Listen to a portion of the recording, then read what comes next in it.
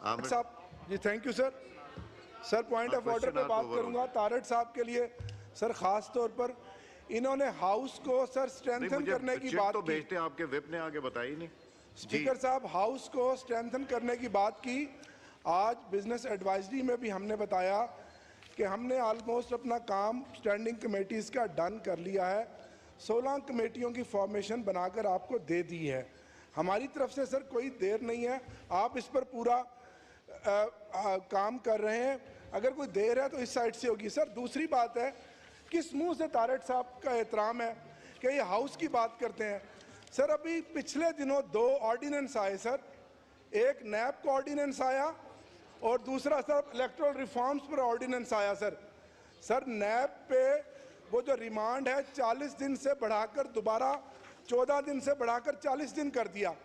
Sir जब इन्हीं बेंचों पे अपोजिशन में ये लोग बैठते थे, इतने लंबे लंबे आंसू बहाते थे कि ये जो 14 दिन है, 302 का कैदी जो है उसका भी 14 दिन है, ये 60 दिन बड़ा जुल्म है। तो सर अब ये मुझे बताएं, 2023 अप्रैल में 1 साल पहले ये सर नैब ऑर्डिनेंस में तरमीम करवाई है इन्होंने और नैब में। तो सर 1 साल के बाद कौन सी क़यामत या इमरजेंसी आ गई है कि उस 14 दिन को फिर 40 दिन के लिए कर दिया? क्या है वो? है कैदी नंबर 804 का डर और खौफ।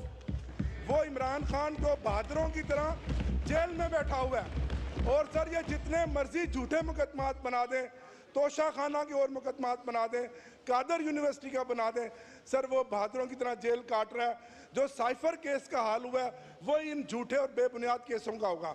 सर अब मुझे बताएं कि लॉ मिनिस्टर साहब क्या उस 14 दिन के रिमांड को डिफेंड करेंगे या 40 दिन के रिमांड को डिफेंड करेंगे? यही लॉ मिनिस्टर थे उस वक्त सर। सर दूसरा ऑर्डिनेंस है सर, वो है इलेक्टोरल रिफॉर्म का। जनाब स्पीकर, 2013 की असम्बली में मैं था, मैं आपको क्रेडिट देता हूँ। आपने बड़ी सिंसियर एफर्ट से एक parliamentary committee for electoral reforms बनवाई। सर इसहाक डार साहब उसके चेयरमैन थे। इस हाउस में सर मेंबर बैठे हैं, खालिद मकबूल सिद्दीकी साहब मेंबर थे, फारूक स्टार साहब मेंबर थे, इजाजुल हक अपनी जमात की तरफ से थे सर, ये मेंबर थे। सर हमारी तरफ से आरिफ अलवी साहब, शफकत महमूद साहब मेंबर थे।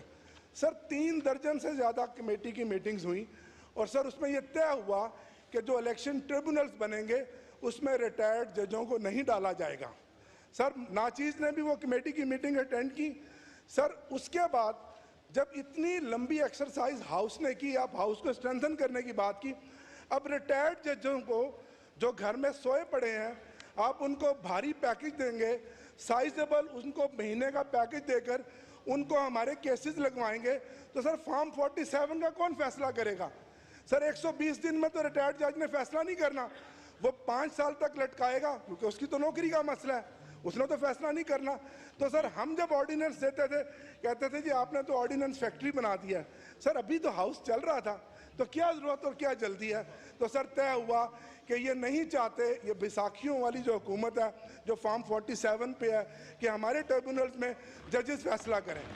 सर इससे बड़ी कोई धांधली होगी? जवाब दें लॉ मिनिस्टर।